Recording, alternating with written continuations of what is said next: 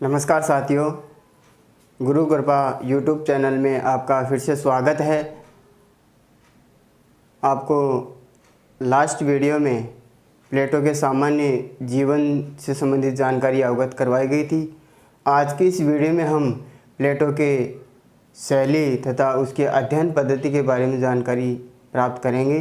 तो आइए हम प्लेटो की जो शैली थी उसके बारे में जानकारी प्राप्त करते हैं। प्लेटो की शैली क्या थी? प्लेटो की जो शैली थी उसका अर्थ क्या था? पुस्तकों की रचना किस प्रकार से की गई? पुस्तकों की रचना किस प्रकार से की गई? तो पुस्तकों की रचना जो की गई थी वो संवाद, वार्तालाप व प्रश्नोत्तर, संवाद, वार्तालाप व प्रश्नोत्तर माध्यम से पुस्तकों की रचना की गई थी। तो हम जानते हैं कि संवाद किसे कहते हैं। संवाद, वार्तालाप, प्रश्नोत्तर ये क्या है?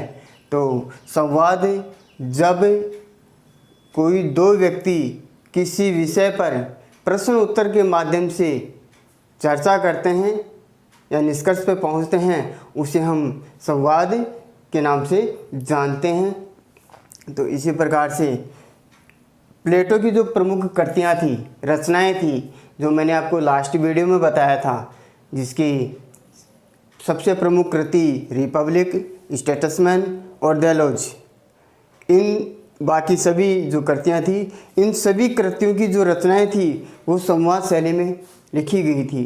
तो इसकी जो प्रमुख कृति थी वो थी रिपब्लिक। रिपब्लिक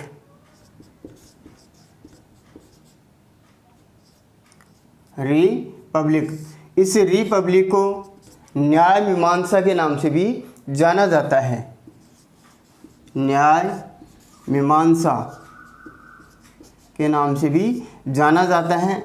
अब इस रिपब्लिक पुस्तक किस प्रकार से लिखी गई थी उसकी शैली का हम एग्जाम्पल देंगे और बताएंगे कि शैली किस प्रकार से प्लेटो ने काम में ली गई है, तो और किस तरीके से उसने पुस्तकों की रचना की गई है।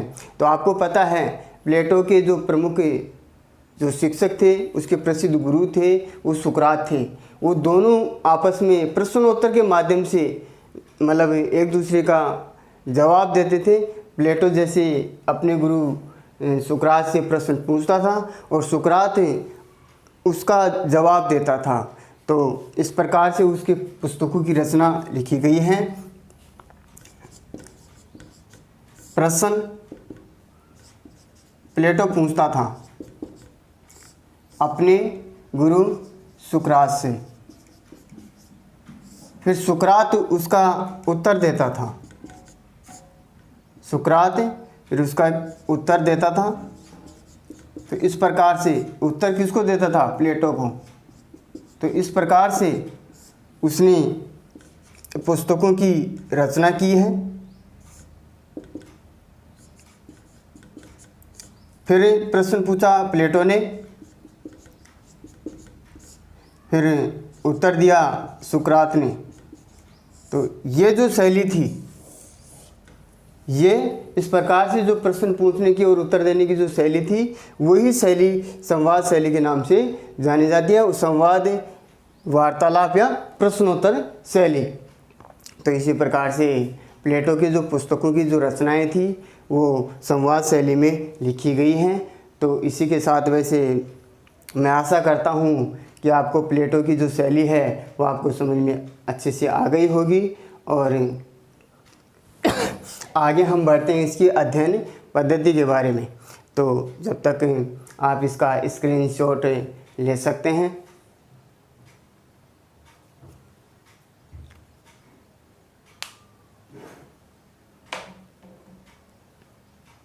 तो आइए अब हम उसकी अध्ययन पद्धति के बारे में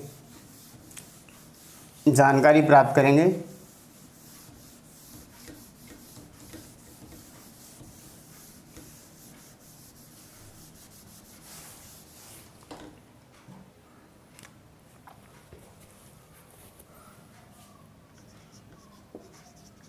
अध्ययन पद्धति।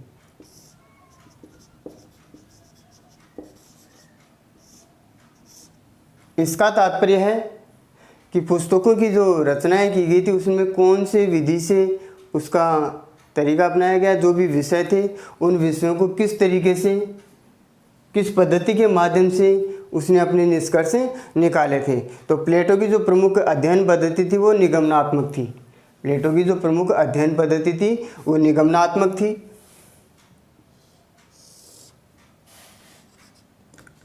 निगमनात्मक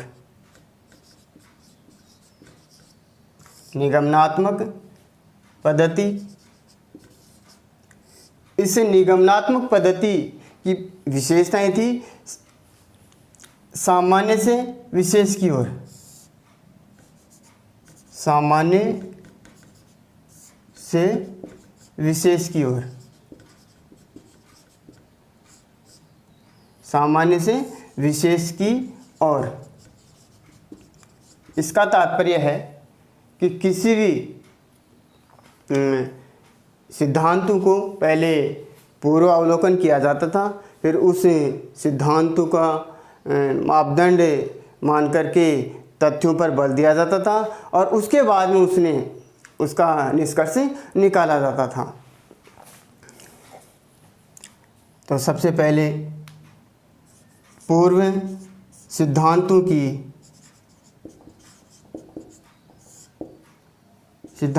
कल्पना की जाती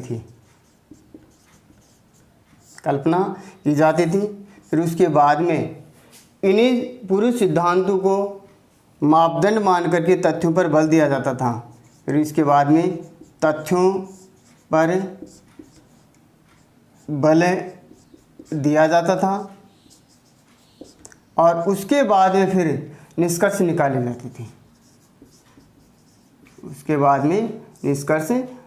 जाते थे। अर्थात सिद्धांतों की रचना की जाती थी।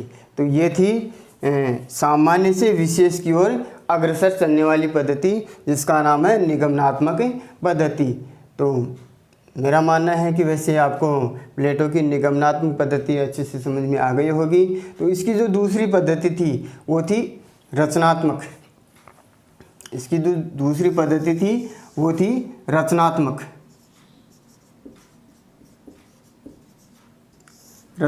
पद्धति। इस रचनात्मक पद्धति से तात्पर्य है कि किसी विचार विशेष को लेकर के उसका विश्लेषण करना तथा बार बार परीक्षण करके और सत्य की प्रतिस्थापना करना था। तो जैसे मान लीजिए कि किसी विचार विशेष को लिया और उसका विश्लेषण करना बार बार और उसका परीक्षण करना, फिर उसके बाद में सत्य की प्रतिस्थापना करना अर्थात निष्कर्ष निकालना। तो ये उसकी रचनात्मक विधि रही है। तो इसका है विचार विशेष का विश्लेषण, विशेष का विश्लेषण व परीक्षण करना और उसके बाद में निष्कर्ष निकालना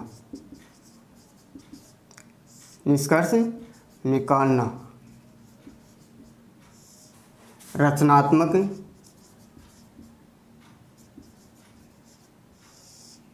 पद्धति कहलाती है। तो प्यारे मित्रों, आपको समझ में आ गया होगा इसकी दो पद्धतियाँ, निगमनात्मक जिसको कल्पनात्मक आदर्शवादी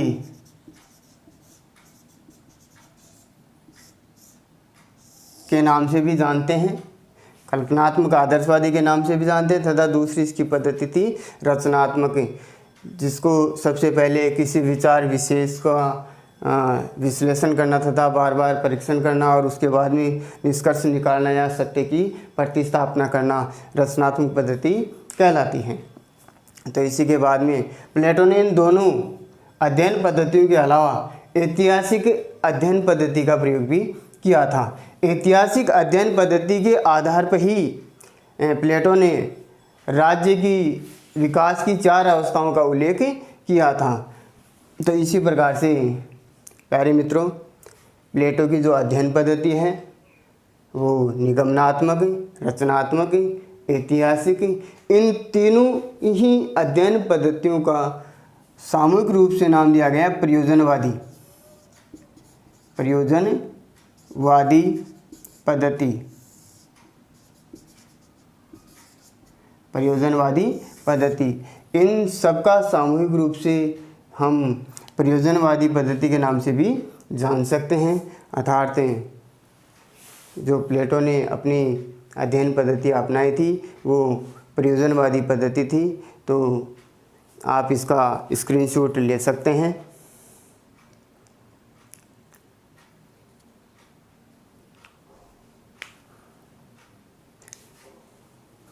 मैं आशा करता हूँ कि आपको प्लेटो की शैली तथा उसकी अध्ययन पद्धति के बारे में विस्तार से जानकारी प्राप्त हो गई है। और नेक्स्ट वीडियो में हम प्लेटो के विचार या सिद्धांत का विस्तार से विवेचन करेंगे, और जिसके लिए मैं आपसे यही अनुरोध करूँगा कि आप इस चैनल को सब्सक्राइब करके बेल आइकन को प्रेस कीजिए ताकि आगामी वीडियो के नोटिफिकेशन आप तक पहुंच सकें, और ज़्यादा से ज़्यादा लाइक और शेयर कीजिएगा। धन्यवाद।